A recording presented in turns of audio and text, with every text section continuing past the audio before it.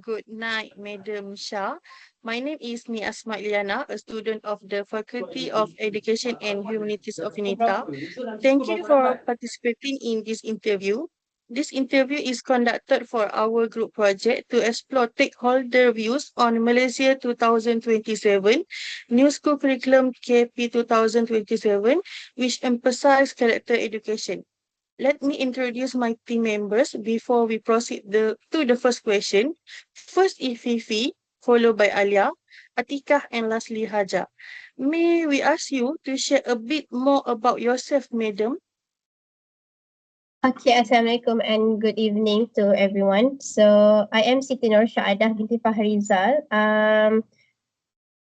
Previously I was a lecturer at City University and currently teacher at PRA Pendidikan Khas SK Seri Sekamat. And now I'm pursuing my PhD at UNITA too. Oh, okay. Okay. So we will move into the first question that I would like to ask. Okay, first, what do you understand about KP 2027 and its emphasis on character education? Okay. Based on my understanding, okay, this is based on my opinion, right? So KP 2027 is actually implement a very strong to emphasize on developing students' character. Okay, especially as I mentioned, my background is PPKI. So KP 2037 is very good to emphasize to implement for PPKI student. Okay, because we need to develop their character. Okay, macam sekarang ni kita sedang sebenarnya can we mix with Malay? Sorry, okay. Can. So sebab dalam masa yang sama kita membentuk okay, untuk 6 bulan pertama dalam silibus diorang ni kita implement pengurusan diri. Okay, same goes to prasekolah biasa pun. Kita memperkenalkan dengan pengurusan diri. So why pengurusan diri? That's sebab pengurusan diri ni akan membantu pergerakan bila masuk ke darjah 1, darjah 2, darjah 3. Okay, dalam masa sama kita membentuk sasiah dia. Okay, kenapa kena ada sasiah? Sebab I'm so sorry to say this, sebab sekarang ni ramai pelajar yang adab dia bukanlah nak kata zero, tapi less. Sangat-sangat kurang. Okay, even nampak cikgu pun dia langgar je sekarang ni. Dia punya dah nampak cikgu pakai name tag dah, tapi dia langgar. Pasal siap pandang kita macam kita yang langgar dia. Macam tu. Okay, so actually macam dalam Islam pun adab dulu baru ilmu. So that's why is to develop on the student character alongside on their academic achievement. Okay, daripada adab move to achievement. Okay, kita tak nampak sekarang. We can't see on all these thing benda ni dalam jangka masa pendek. No, it's long term journey. That's why they develop KP 2027 for prasekolah first, and then next year 2028 standard 1 and then standard 2, right? So and it focus on nurturing of the values, especially on the responsibility, children responsibility, the respect, integrity, and empathy. How they want to help another student. Okay, kadang-kadang nampak kawan jatuh pun dia bukan tolong, dia gelakkan.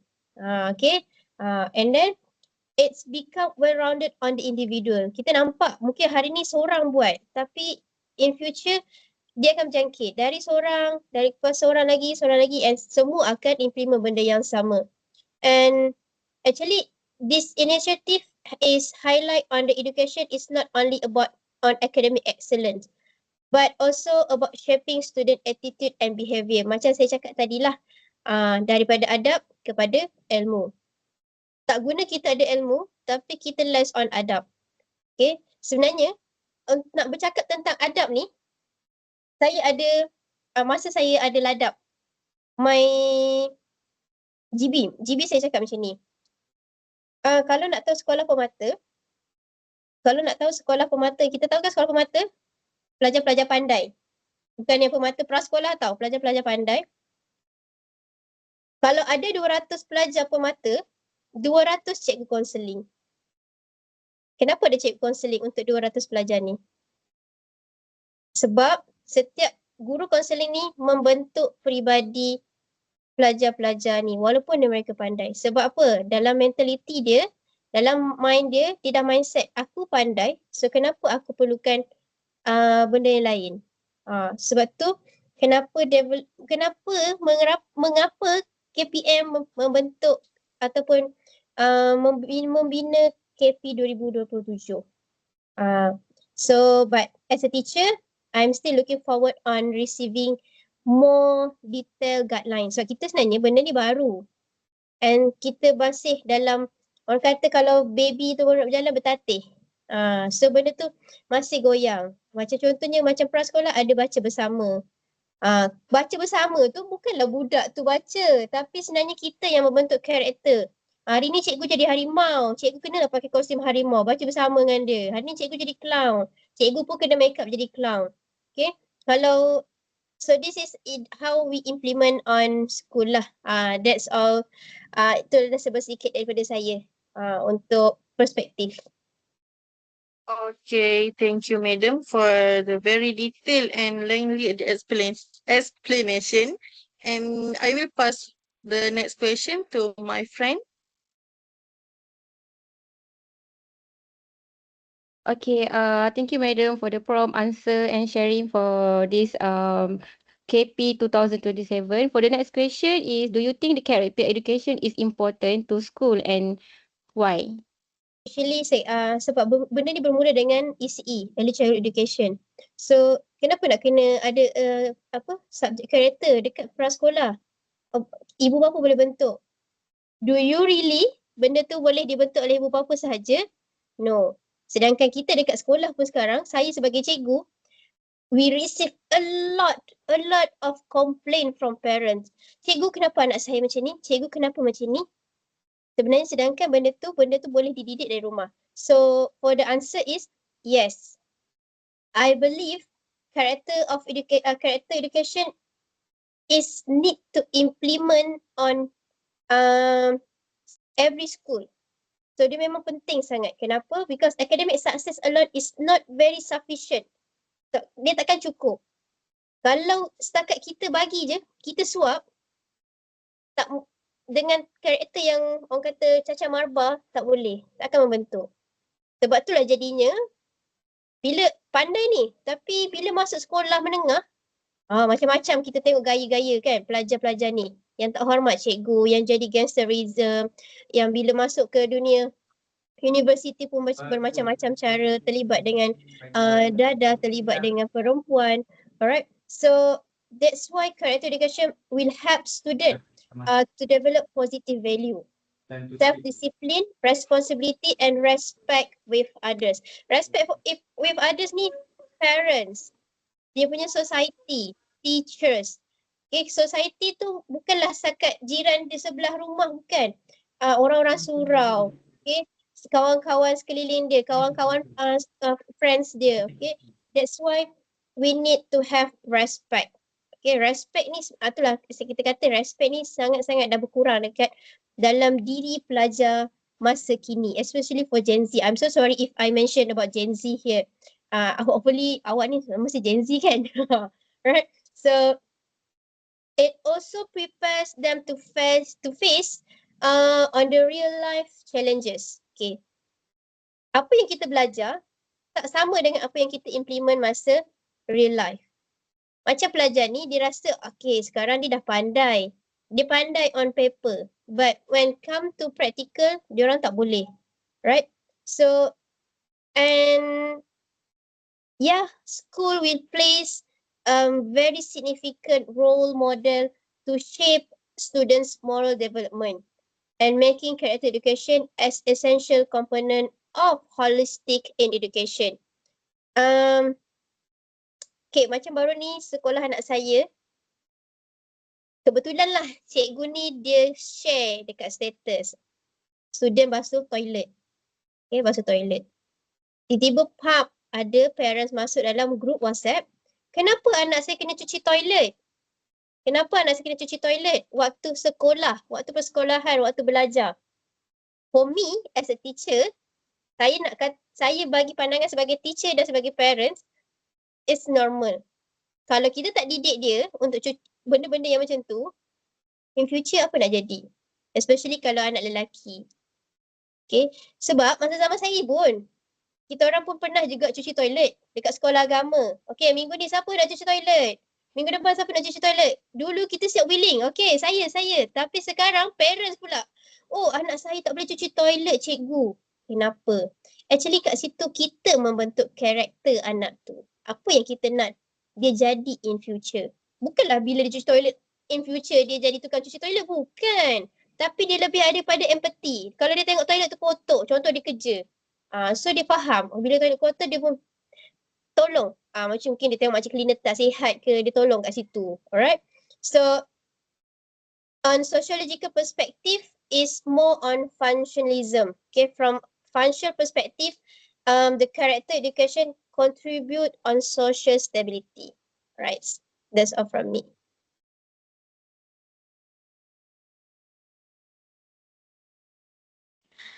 Okay, thank you, teacher. Now let's move on to another question. How can teachers integrate character education into their teaching?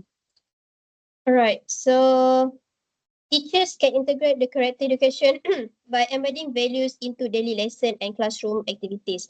Right, so for example, during group work, okay, student can learn cooperation, respect, and teamwork together during the activities. Okay, macam kita tahu kadang-kadang we provide classroom activities such as like make scrapbook ataupun a volcano activities, STEM activities. So teachers should also act as a positive role model by demonstrate on the good character in their interaction with the student. Okay, cikgu pun sebenarnya main peranan. Okay, bukan kita nak budak ni, pelajar-pelajar ni ada adab. Cikgu pun kena ada adab with the with the student also. How the teachers react ataupun interact with the student. And so additionally, we can use real life example, especially such as on discussion, reflective activities, and actually it will help students to understand and apply more positive values in their daily life. Okay, actually this is relate on symbolic interactism, right? Whereas it emphasize on the student learn value and behavior through daily interaction. Okay, with the teachers and peers, parents, and so on, right? And actually teachers influence more on character development through their communication, especially on their action and classroom culture. Thank you for the clear explanation, teacher. Now let's move on to our next question. So, teacher, what challenges might teachers face in implementing character education? Okay, challenges. Okay, challenges ni tak nampak lagi sebenarnya sebab we just implement the curriculum, right? So, but one of the main challenges is heavy workload and limited instructional time value. So, sebab implement terus dia orang tukar je KP 2027, then we need to implement in classroom setting. So, macam benda tu tak sempat. And even some of the teachers, dia orang tak sempat untuk hadiri any course atau kursus penataran. And dia orang tak faham pun how to implement macam timetable. Dia orang tak tahu nak buat macam mana. Alright. So, and teachers are often required to focus on academic target and making it difficult consistently implement on character during the activities. Alright. And another challenge is lack of specialized training. Macam saya cakap lah tadi, selain daripada kursus, kita kekurangan tenaga ataupun in government we call JU untuk terangkan kepada guru-guru ni apa yang dia orang kena buat. And also any method for measuring the character development. Kita tak tahu lagi macam mana kita nak ukur karakter tu. And based on apa? Anecdotal ataupun pemerhatian. So we still on training. In some cases, limited parental involvement limited parental involvement ni sebenarnya sebab kita faham parents are too busy with their work. Cikgu pun busy dengan pekerjaan, tapi we need to give some time for parents to involve with their children and also with the teachers. Okay, kadang-kadang ada yang hantar anak dia tapi tiba-tiba dia hilang. Macam tu, right? So offering value between home and school may also affect the effectiveness of character during educational program. Alright, so that's all from me.